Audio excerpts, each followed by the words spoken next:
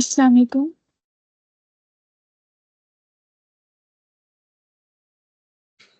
अस्सलाम वालेकुम। वालेकुम अस्सलाम।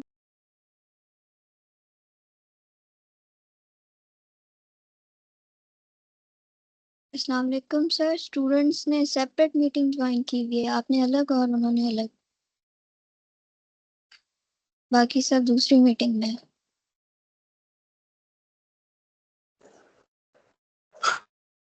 अस्सलाम वालेकुम। आप लोगों को मेरी आवाज आ रही है? Yes sir. यस सर, आ रही है। अस्सलाम वालेकुम सर।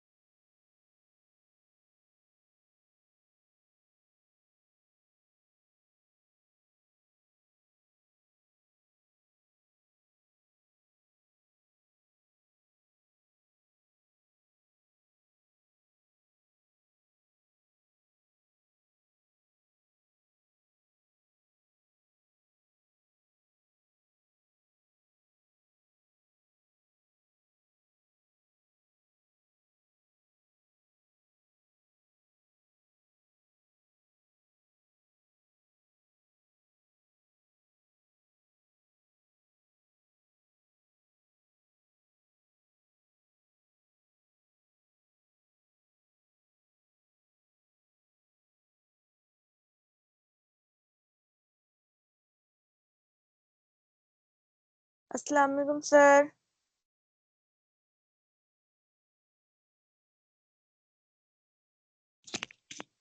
अस्सलाम वालेकुम सर।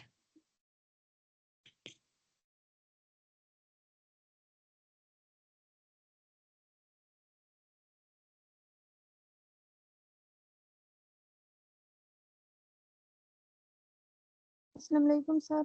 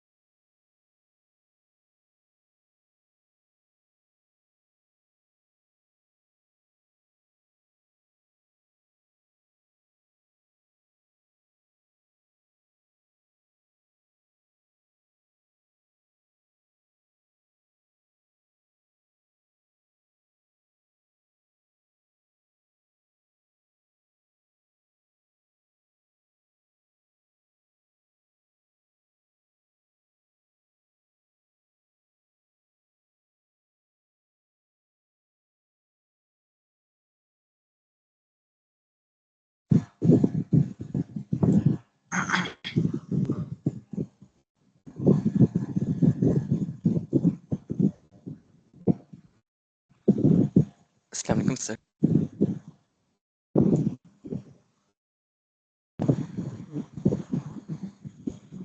आप लोगों को आवाज आ रही है मेरी? Yes sir. यस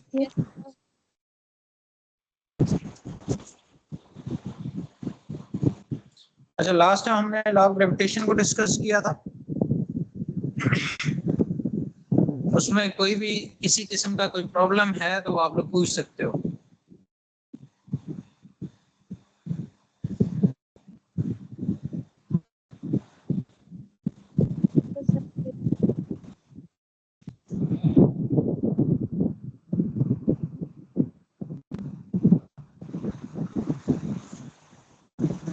नेक्स्ट हम नेक्स्ट टॉपिक को स्टार्ट करते हैं। मैंने स्क्रीन शेयर कर दी है, ठीक है? तो अगर कोई सर स्क्रीन प्रॉब्लम शो होता नहीं है हो वो रही आप लोग है। मुझे बता सकते सर स्क्रीन शो नहीं हो रही है। हो। आपके पास है। पहले एक और चीज मैं आप लोगों को बता दूं, जो कल हमने लॉ ऑफ ग्रेविटेशन पढ़ा था उसमें जो वैल्यू ऑफ जी है वो कैसे फाइंड आउट की गई है, उसके लिए हमारे पास एक साइंटिस्ट है हेनरी कैवेंडिश। इसने 1917 सर स्क्रीन शो नहीं हो रही है। एक्सपेरिमेंट परफॉर्म किया था यूजिंग टॉर्शन बैलेंस। इस टॉर्शन बैलेंस को यूज करके इसने जी की वैल्यू फाइंड की थी। एक्चुअली जब ये न्यूटन ने अपना लॉ प्रेजेंट किया था उसके ऑलमोस्ट 100 ईयर्स के बाद ये जी की वैल्यू को एक्सपेरिमेंटली फाइंड आउट किया गया। ठीक है, तो ये आप लोगों के पास इस पैराग्राफ में ये लिखा हुआ है और साथ आप लोगों के पास वो ऑपरेटर्स शो किया गया है और टॉर्शन बैलेंस को शो किया गया है जिसको यूज करके ने फाइंड आउट किया था जी की वैल्यू।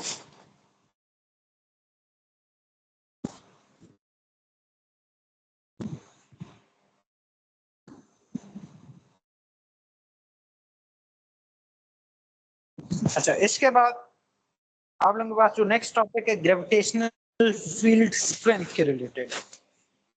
इससे पहले आप लोगों को ग्रेविटेशनल फील्ड का पता होना चाहिए। ग्रेविटेशनल फील्ड क्या होती है?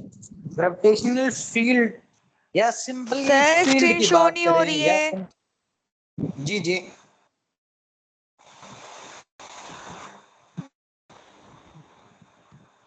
मैं दोबारा शेयर कर देता हूं।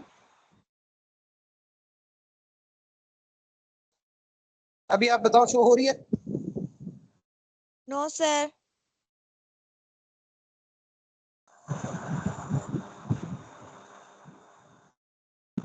हाँ, बाकी किसी के पास भी शेयर नहीं हो रही? शेयर नहीं हो रही।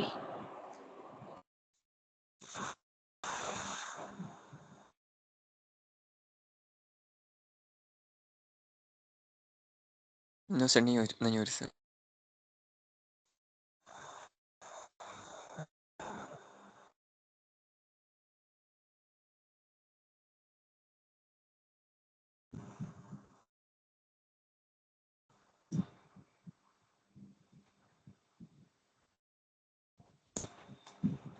अभी शेयर हो रही है सबके पास?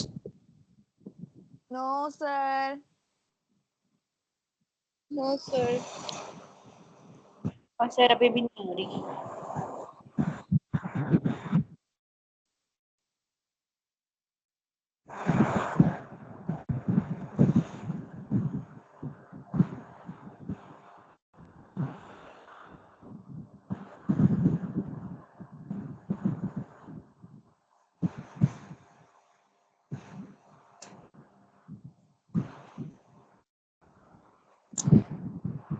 अच्छा, इसको मैंने दोबारा से शेयर कर दिया। आप लोग फिर से मुझे कंफर्म कर दो।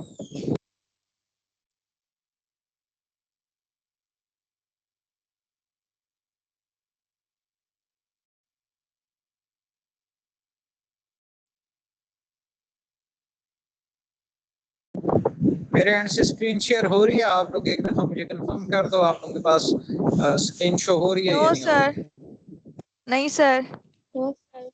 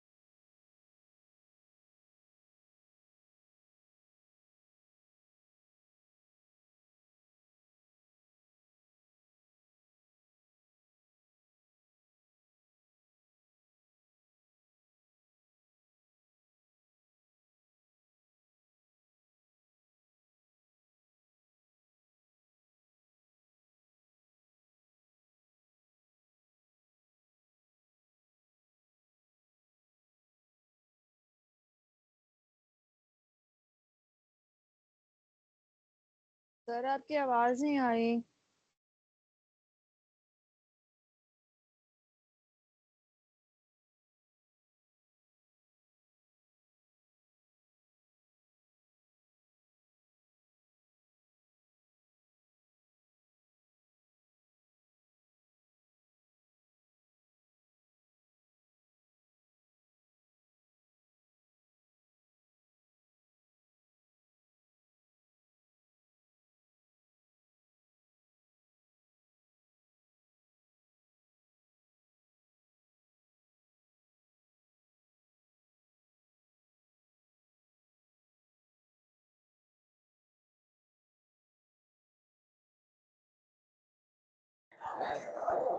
अच्छा, मैं दोबारा शेयर करता हूँ, आप लोगों ने मुझे कंफर्म करना कि स्क्रीन शेयर हो रही है या नहीं हो रही।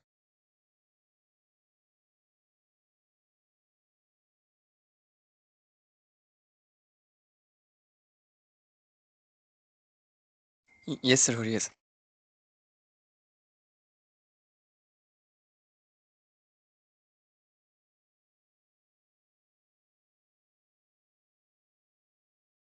यस सर अब हो गई है शो।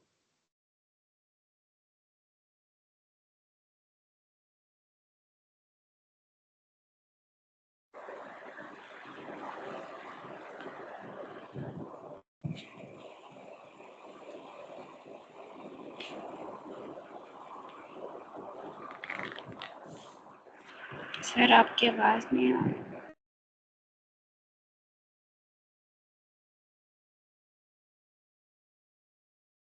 अच्छा, नेक्स्ट जो टॉपिक हम डिस्कस करेंगे वो ग्रेविटेशनल फील्ड स्ट्रेंथ है।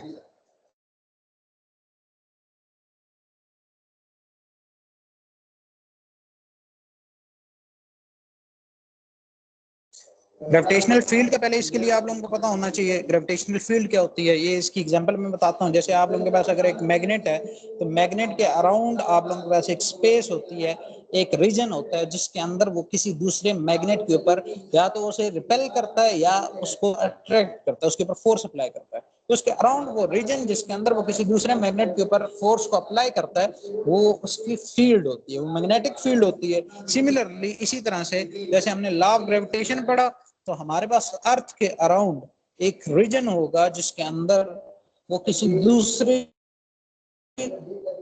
दूसरे ऑब्जेक्ट के ऊपर ग्रेविटेशन को अप्लाई करेगी। ठीक है, अर्थ या सन या कोई भी हैवी ऑब्जेक्ट्स जो हैं उनकी फोर्स ऑफ ग्रेविटी को या फोर्स ऑफ ग्रेविटेशन को ऑब्जर्व किया जा सकता है या वो डिटेक्टेबल होती हैं। बाकी जो छोटे ऑब्जेक्ट्स होते हैं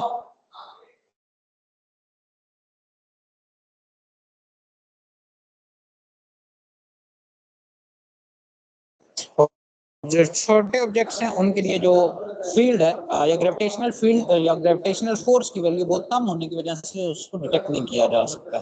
ठीक है, तो उसके लिए फिर क्या किया जाता है, हमारे पास अर्थ के अराउंड वो रीजन जिसके अंदर वो किसी भी दूसरे ऑब्जेक्ट के ऊपर ग्रेविटेशनल फोर्स अप्लाई करेगी वो उसकी ग्रेविटेशनल फील्ड होगी। अब ग्रेविटेशनल फील्ड स्ट्रेंथ नाम से पता चल रहा है कि उस फील्ड की स्ट्रेंथ क्या होगी, वो कितनी फोर्स जो है वो अप्लाई हो रही होगी, वो कितनी फोर्स जो है वो दूसरे ऑब्जेक्ट के ऊपर अप्लाई करेगी। तो उसके लिए हम इस तरह से कह सकते हैं, क्योंकि जी की वैल्यू या पहले इसके लिए हमें ग्रेविटेशनल फील्ड स्ट्रेंथ को समझने की जरूरत है। ग्रेविटेशनल फील्ड स्ट्रेंथ क्या होती है, पहले मैंने आप लोगों को बताया ग्रेविटेशनल फील्ड क्या होती है। तो उसकी डेफिनेशन आप लोगों के पास यहाँ लिखी हुई है, हाईलाइट में कर देता हूँ। ये वाली डेफिनेशन है इसकी। The area around a massive object like earth, sun, where its gravitational force acts is known as gravitational field। तो जहां पे उसकी ग्रेविटेशनल फोर्स एक्ट करती है उसे ग्रेविटेशनल फील्ड कहते हैं। अच्छा, इसी तरह से नेक्स्ट आप लोगों के पास ग्रेविटेशनल फील्ड रिप्रेजेंट कैसे किया जा सकता है, वो डायग्राम ये आप लोगों के पास एक डायग्राम है, इसके अराउंड है जिसके अंदर के साथ इसको शो किया हुआ है, सेक्शन को शो किया हुआ है। और सेक्शन हमें इस तरह से जितना हमारे पास इन लाइंस के दरमियान में डिस्टेंस ज्यादा होगा उतनी फील्ड स्ट्रेंथ की वैल्यू कम होगी, और जितना इनके दरमियान में डिस्टेंस कम होगा उतनी फील्ड स्ट्रेंथ ज्यादा होगी। जैसे आप लोग इसको डायग्राम को यहाँ पे इन लाइंस के दरमियान में डिस्टेंस कम है तो फील्ड स्ट्रेंथ ज्यादा होगी, मतलब ये ज्यादा फोर्स अप्लाई करेगी। ठीक है, फोर्स ग्रेविटी जो है वो ज्यादा होगी, अर्थ ज्यादा फोर्स अप्लाई कर रही होगी। इसी तरह आप लोग यहाँ पे अगर लाइंस को देखो तो यहाँ पे क्या है, लाइंस के दरमियान में डिस्टेंस ज्यादा है, तो इसका मतलब होगा कि ग्रेविटेशनल फील्ड स्ट्रेंथ की वैल्यू यहाँ पे क्या है, कम है। ये तो आप लोग की ग्रेविटेशनल फील्ड की वैल्यू। अब ग्रेविटेशनल फील्ड स्ट्रेंथ क्या होती है, ठीक है, पहले सिंपली आप लोगों को ग्रेविटेशनल फील्ड का मैंने बताया, फिर gravitational field strength. Gravitational field की डायरेक्शन हमेशा toward the centre of earth होती है, ठीक है, ये एक चीज आप लोगों ने याद रखनी है, ठीक है। और हम न्यूटन सेकंड लॉ से इसको डिफाइन भी कर सकते हैं और बता भी सकते हैं। न्यूटन सेकंड लॉ के according F is equal to ma, ये फॉर्मूला है।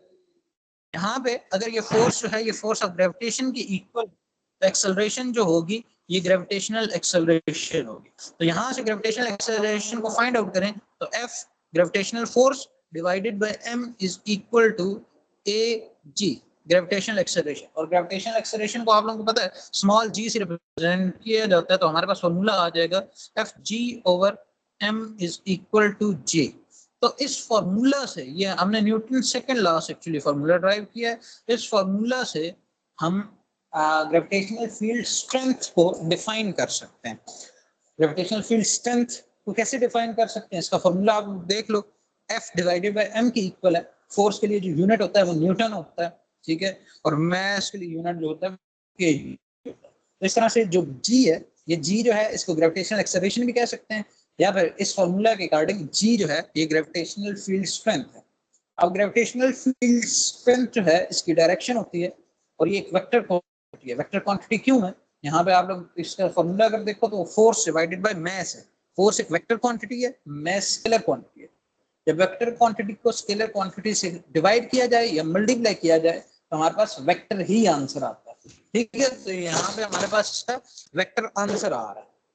तो हमारे पास जो ग्रेविटेशनल फील्ड स्ट्रेंथ g है, इसकी वैल्यू जो स्मॉल g है, ग्रेविटेशनल एक्सेलरेशन जो आप लोग अभी तक पढ़ते रहे हो, स्मॉल g की value on the surface of earth 9.8 है, और जैसे जैसे हम हाइट पे जाते हैं तो स्मॉल g की वैल्यू चेंज होती है, कम होती है, ठीक है, हाइट के साथ, एल्टीट्यूड के साथ कम होती जाती है।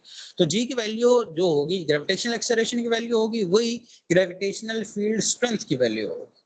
ये एक वेक्टर क्वांटिटी है, ठीक है, इसकी डायरेक्शन हमेशा toward the centre of earth होगी। तो इसका फॉर्मूला है, न्यूटन से हमने इसको फाइंड आउट की है, फोर्स पर यूनिट मास। तो इसकी सिंपली डेफिनेशन इसी के फॉर्मूला से हम लिख सकते हैं, ये फोर्स है डिवाइड में मास है, तो फोर्स पर unit mass is called gravitational field strength, और इसे g से रिप्रेजेंट किया जाता है। ग्रेविटेशनल एक्सेलरेशन को भी g से रिप्रेजेंट किया जाता है और ग्रेविटेशनल फील्ड स्ट्रेंथ को भी g से रिप्रेजेंट किया जाता है। ये दोनों इक्विवेलेंट है। जितनी ग्रेविटेशनल एक्सेलरेशन की, जैसे हमें पता है कि हम न्यूमेरिकल्स में यूज करते रहे, आप लोग 9th में भी यूज करते रहे हो, फर्स्ट ईयर में भी आप लोगों ने यूज की होगी, g की value 9.8 on the surface of अर्थ है, तो जो ग्रेविटेशनल फील्ड स्ट्रेंथ की वैल्यू होगी ऑन द सरफेस ऑफ अर्थ वो भी किसके इक्वल होगी, 9.8 की इक्वल होगी। और साथ हम यूनिट ग्रेविटेशनल फील्ड स्ट्रेंथ के लिए लिखते हैं न्यूटन पर केजी, इसके फॉर्मूला से। तो ये आप लोग बस, तो ये आप लोगों के पास ग्रेविटेशनल फील्ड स्ट्रेंथ है जिसका फॉर्मूला है F बाय m, फोर्स पर यूनिट मास, इसकी डेफिनेशन भी लिख सकते हैं और ये इसका फॉर्मूला है। तो इसमें अगर कोई क्वेश्चन है आप लोगों का तो आप लोग पूछ सकते हो।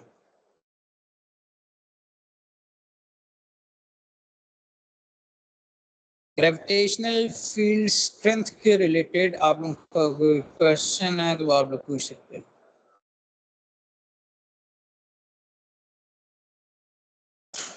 किसी का कोई क्वेश्चन नहीं है? No sir. No, sir, clear, sir. अच्छा, नेक्स्ट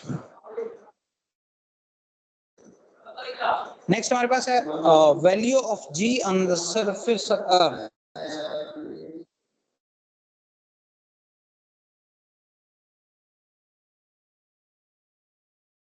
हम g की जो वैल्यू यूज करते हैं on the surface of earth 9.8 numericals में, वो g की वैल्यू कैसे फाइंड आउट कर सकते हैं, तो उसमें हम लॉ ऑफ ग्रेविटेशन जो फर्स्ट टॉपिक था उसको यूज करते हुए हम स्मॉल g की वैल्यू को फाइंड आउट कर सकते हैं, जिसकी वैल्यू 9.8 मीटर पर सेकंड स्क्वायर। इसके लिए हम क्या करेंगे, हम कंसीडर करेंगे एक मास on the surface of earth,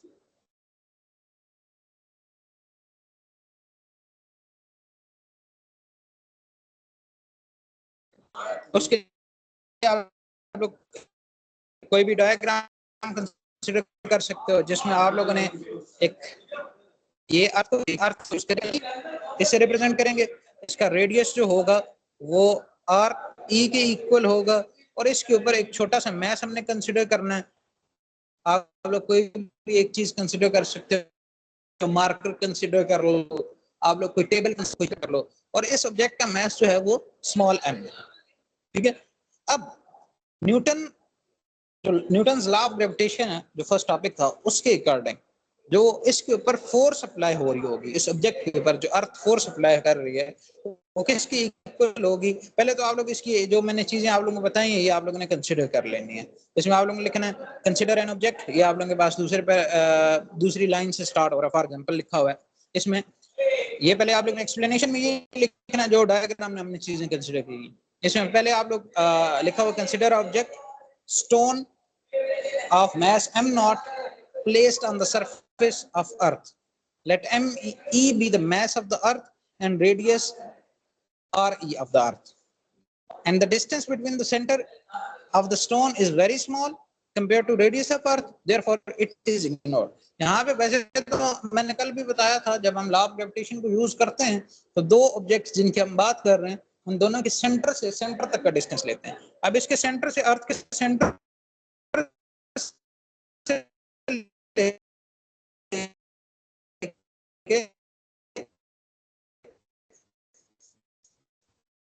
sir आपकी आवाज सही नहीं आ रही है। डिस्टेंस लेंगे। सर आपकी आवाज कट रही है। जैसे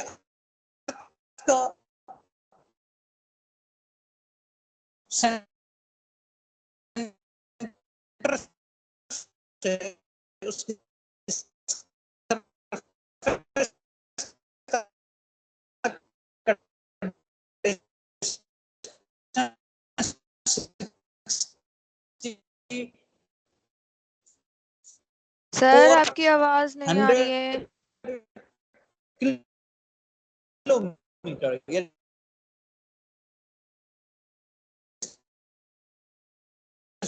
बहुत ज्यादा है। उसके बाद में जो ऑब्जेक्ट हमने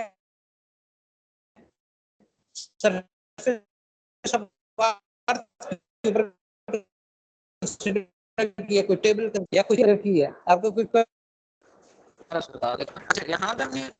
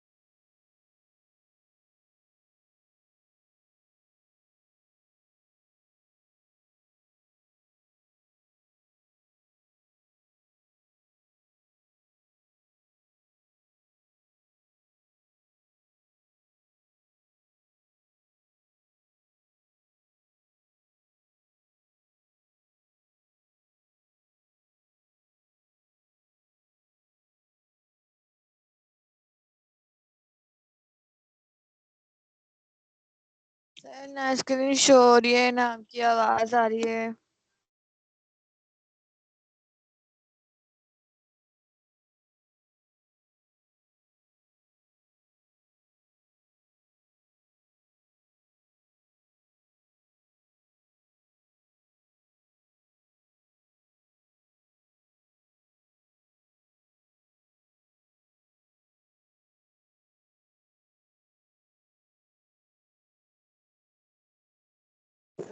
अभी क्लियर है आप लोगों को आवाज? यस सर अब क्लियर है। अच्छा, इसमें हमने value of g on the surface of earth find करने के लिए हमने क्या कंसीडर किया, एक मैस कंसीडर किया छोटा सा ऑब्जेक्ट कोई भी, जैसे मैंने एग्जांपल दिया, आप लोग कोई भी ऑब्जेक्ट कंसीडर कर सकते हो, कोई चेयर पड़ी है, कोई टेबल पड़ी है, या कोई टेबल है, कोई बुक है, कोई भी चीज आप कंसीडर कर सकते हैं। यहाँ पे आप लोगों की बुक में इन्होंने यहाँ पे बोला है कि कोई भी स्टोन फॉर एग्जाम्पल है, ब्रैकेट में इसीलिए लिखा है स्टोन हो सकता है या कोई भी ऑब्जेक्ट हो सकता है। ऑन द सरफेस ऑफ अर्थ हमने इस ऑब्जेक्ट को कंसीडर किया और हमने कंसीडर किया है इसका मास m0 है, ठीक है, और मास ऑफ अर्थ जो है वो me है और रेडियस ऑफ अर्थ re है। अब जो रेडियस ऑफ अर्थ है ये 6400 किलोमीटर के इक्वल होता है। अब इसके कंपैरिजन में कोई भी ऑब्जेक्ट जो हमने कंसीडर किया, जैसे बुक कंसीडर की, तो बुक के सेंटर से अर्थ के सेंटर तक हमने टोटल डिस्टेंस फाइंड करना है। टोटल डिस्टेंस हमें चाहिए अगर हम लॉ ऑफ ग्रेविटेशन को यूज कर रहे हैं तो, और उसके लिए सेंटर से सेंटर तक का डिस्टेंस सही होगा, लेकिन अर्थ के सेंटर से उसकी सरफेस तक का डिस्टेंस बहुत ज्यादा है। और उसके कंपैरिजन में अगर जो भी ऑब्जेक्ट हमने कंसीडर किया है, कोई भी फॉर एग्जांपल स्टोन कंसीडर किया है, या कोई भी हमने मार्कर कंसीडर किया या बैग कंसीडर किया या कोई भी बुक कंसीडर किया, तो उसका सेंटर से अर्थ की सरफेस तक का डिस्टेंस बहुत कम है, तो उसे हम निगलेक्ट कर सकते हैं। हम टोटल कह सकते हैं कि अर्थ की सेंटर से उस बुक के सेंटर तक का डिस्टेंस ऑलमोस्ट हम कह सकते हैं अप्रोक्सीमेटली अर्थ के रेडियस की इक्वल, ठीक है। तो इसलिए यहाँ पे हमने जो फॉर्मूला लिखा है इन दोनों के ऊपर जो फोर्स अप्लाई हो रही है लॉ ऑफ ग्रेविटेशन के अकॉर्डिंग, वो capital G m0 me, m1 की जगह m0 लिख दिया, m2 की जगह me लिख दिया, डिवाइड बाय re का स्क्वायर, जो दोनों के दरमियान में डिस्टेंस है। तो ये तो हमारे पास लॉ ऑफ ग्रेविटेशन के अकॉर्डिंग इसका फॉर्मूला आ गया। अब वेट के अकॉर्डिंग अगर उस ऑब्जेक्ट का जो हमने ऑब्जेक्ट कंसीडर किया है, जो भी स्टोन फॉर एग्जांपल कंसीडर किया है, उसका वेट किसकी इक्वल होगा, उसके लिए हमें फॉर्मूला पता है F W is equal to m0 और g, W is equal to mg, ये फॉर्मूला हमारे पास आ जाएगा। अब जो वेट है वो एक्चुअली वेट की डेफिनेशन अगर आप लोगों को जो 9th में आप लोगों ने पढ़ी थी वो याद हो, तो उसके अकॉर्डिंग आप लोगों के पास वेट क्या है, एक फोर्स है जिसके साथ अर्थ जो है वो उस ऑब्जेक्ट को अपनी तरफ अट्रैक्ट कर रही है। तो वेट भी वही फोर्स है जो एक्चुअली फोर्स ऑफ ग्रेविटी है। फोर्स ऑफ ग्रेविटी भी क्या है, अर्थ जितनी फोर्स के साथ उस ऑब्जेक्ट को अपनी तरफ अट्रैक्ट कर रही है, या वो ऑब्जेक्ट अर्थ को कितनी फोर्स के साथ अपनी तरफ अट्रैक्ट कर रहा है। तो यहाँ भी इन दोनों को हम इक्वल लिख सकते हैं। तो हम कह सकते हैं कि एफ जी डब्ल्यू की इक्वल है और डब्ल्यू किसकी इक्वल है, एम जी की इक्वल है। तो यहाँ पे मैं इसको अलग से, इन्होंने डायरेक्टली स्टेप्स लिखे हुए, मैं अलग से आप लोगों को बता देता हूँ। तो एफ जी जो है वो किसकी इक्वल है, डब्ल्यू की इक्वल है, क्योंकि फोर्स ऑफ ग्रेविटेशन भी वही बता रही है कि जितनी फोर्स के साथ अर्थ उस ऑब्जेक्ट को अपनी तरफ अट्रैक्ट कर रही है, और वेट की डेफिनेशन के अकॉर्डिंग भी वेट वो फोर्स होती है जिस फोर्स के साथ अर्थ किसी ऑब्जेक्ट को अपनी तरफ अट्रैक्ट कर। हम इस इक्वेशन में F G is equal to W में इन दोनों की वैल्यूज पुट कर देंगे।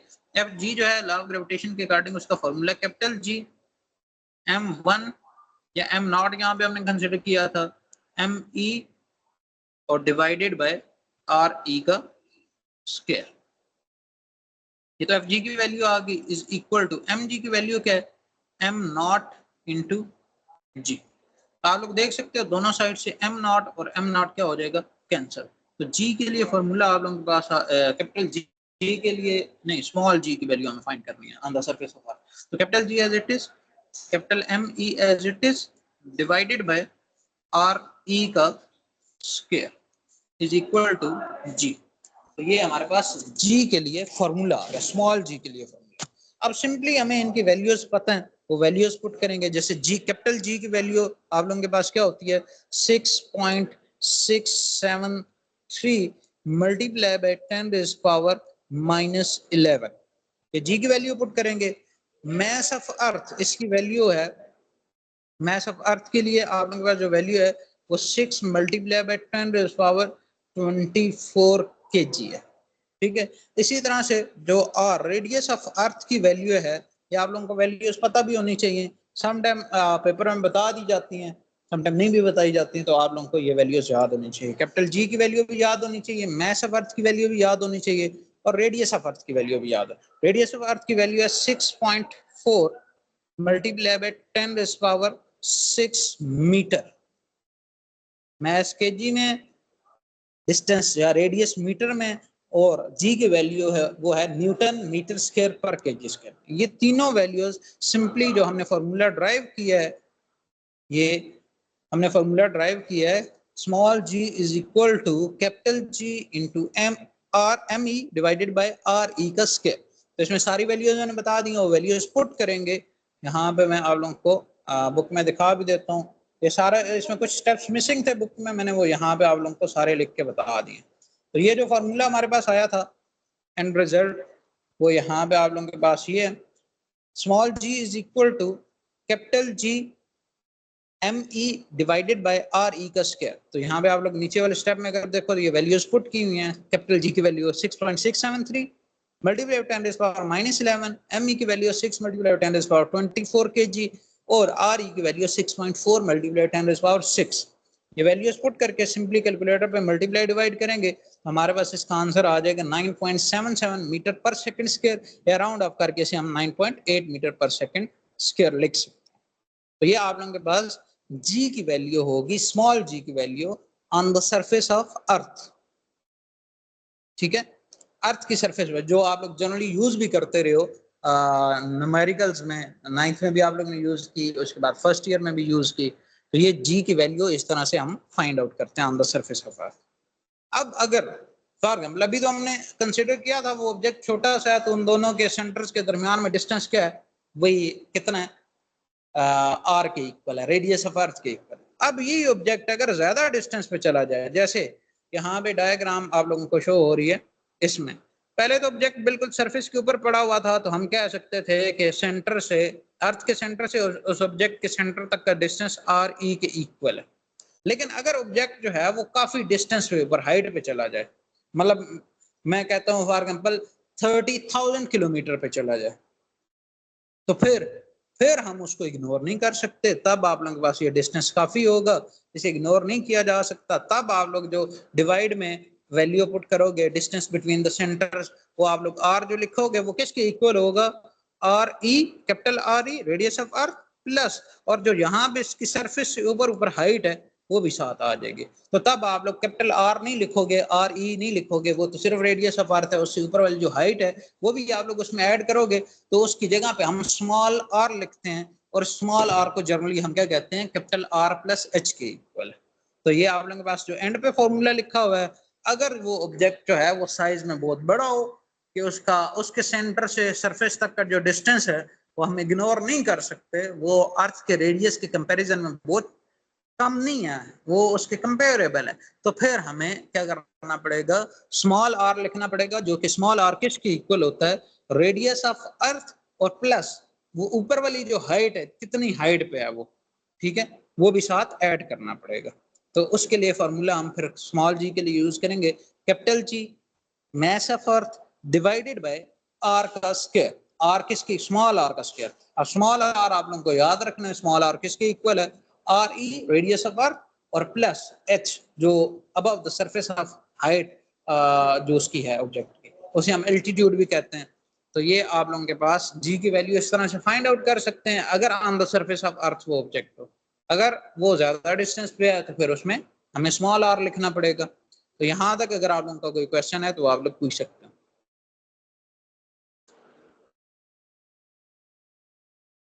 जी, अभी तक का कोई क्वेश्चन है वो आप लोग बता सकते हो।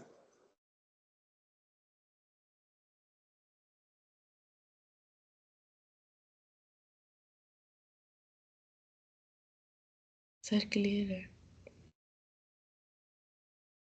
नेक्स्ट आप लोगों के पास ये इसी के रिलेटेड लिखा हुआ है, variation of G with altitude. G की वैल्यू जैसे जैसे हम हाइट पे जाते हैं तो जी की वैल्यू, स्मॉल जी जो ग्रेविटेशनल एक्सेलरेशन है, उसकी वैल्यू पे क्या इफेक्ट होता है। अभी तक आप लोगों ने जितने भी न्यूमेरिकल्स किए होंगे तो उसमें आप लोगों ने यही 9.8 वैल्यू यूज की है जी की। लेकिन अर्थ से काफी ज्यादा डिस्टेंस हो जाए तो फिर जी की वैल्यू चेंज होती है, कम होती जाती है। इस फॉर्मूला के थ्रू इसे एक्सप्लेन किया जा सकता है। अभी मैंने आप लोगों को बताया कि अगर ज्यादा डिस्टेंस पे या ज्यादा हाइट पे वो ऑब्जेक्ट चला जाएगा तो तब आप लोगों के पास जी की value on the surface of earth तो नहीं है वो ऑब्जेक्ट, तो जी एच अगर किसी हाइट पे है जी एच, तो फिर जी की वैल्यू एच इसलिए लिखा है कि ये जी की वैल्यू एट हाइट एच है, वो बाकी तो आप लोगों के पास सेम ही आएगा, capital G M E as it is आ गया, डिवाइड में स्मॉल आर उसकी जगह पे मैंने अभी आप लोगों को बताया था वो किसके इक्वल होगा, आर ई प्लस एच के इक्वल होगा। ठीक है, तो यहां से हमें ये पता चलता है कि जैसे जैसे हाइट इंक्रीज होगी स्मॉल जी की वैल्यू क्या होती जाएगी, डिक्रीज होती है। अब क्यों डिक्रीज होगी, आप लोग सिंपल एक वैल्यू देख लो, जैसे मैं कहता हूँ 50 डिवाइडेड बाय 5 है तो इसका आंसर आएगा 10। और अगर मैं डिवाइड वाली वैल्यू को ज्यादा कर दूं, मैं 50 डिवाइडेड बाय 10 लिख दूं, तो आंसर क्या आएगा 5। तो आप लोग देख सकते हो जब डिवाइड वाली वैल्यू ज्यादा हो तो उसका आंसर क्या होता है, कम आता है। तो यहाँ पे ऐसे ही है, पहले सिर्फ रेडियस ऑफ अर्थ था, डिवाइड में सिर्फ क्या था, आर। अब उसमें एक वैल्यू और ऐड होगी एच, तो मतलब डिवाइड में वैल्यू क्या होगी, ज्यादा होगी। डिवाइड में ज्यादा वैल्यू होने की वजह से जी एच की वैल्यू क्या हो जाएगी, कम हो जाएगी। तो वो यहाँ पे ये स्टेटमेंट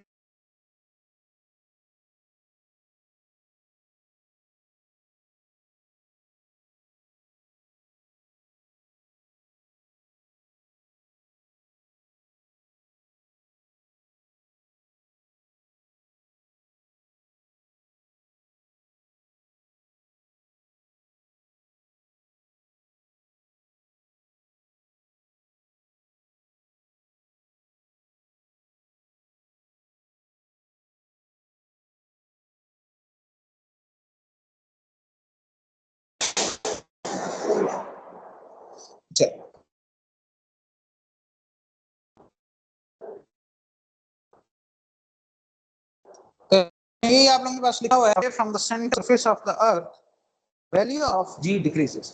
जैसे हम सरफेस ऑफ अर्थ या सेंटर ऑफ अर्थ से डिस्टेंस पे जाते जाएंगे, जी की वैल्यू क्या होती जाएगी, डिक्रीज होती जाएगी। तो ये तो सिंपल, ये जो पहले वाला टॉपिक अभी हमने डिस्कस किया उसी से फॉर्मूला है। डिवाइड में इसे नीचे अगर आप लोग देखो, तो अगर तो हाइट पे है तो फिर ये जी का फॉर्मूला आ जाएगा, अगर उसी डिस्टेंस पे है फिर जी का आप लोगों के पास जो फॉर्मूला होगा वो पहले हमने पिछले टॉपिक में डिस्कस किया है।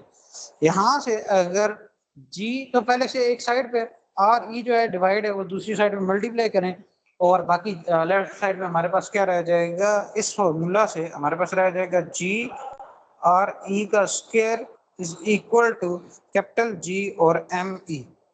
ये जो अभी फॉर्मूला हमने लिखा है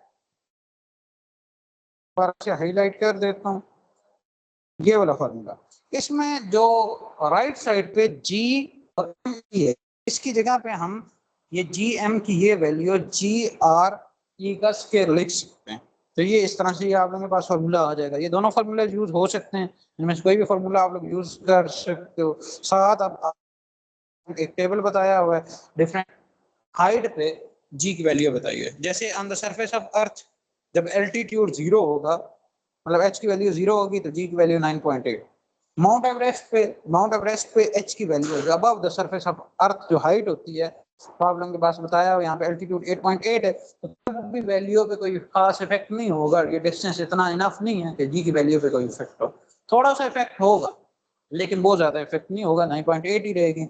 हाईएस्ट मैन्ड बैलून, उसकी वैल्यू वो कितनी हाइट पे गया, 36.6 किलोमीटर के, वहां पे जाकर जी की वैल्यू 9.7 हो जाएगी। स्पेस शटल ऑर्बिट जो है वो 400 किलोमीटर के डिस्टेंस पे होता है स्पेस शटल का ऑर्बिट, तो वहां पे जी की वैल्यू 8.7 हो जाती है।